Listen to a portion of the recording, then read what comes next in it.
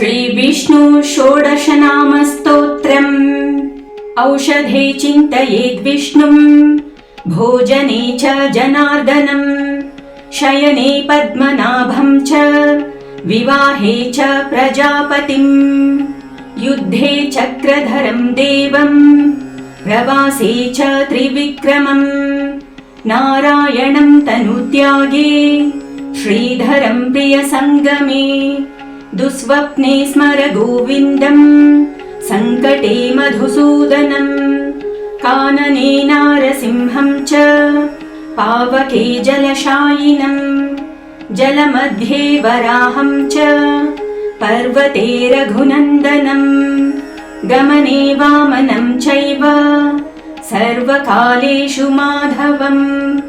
षोडशैतानि नामानि प्रातरुत्थाय यः पठेत्, सर्वपापविनिर्मुक्तो विष्णुलोके महीयते।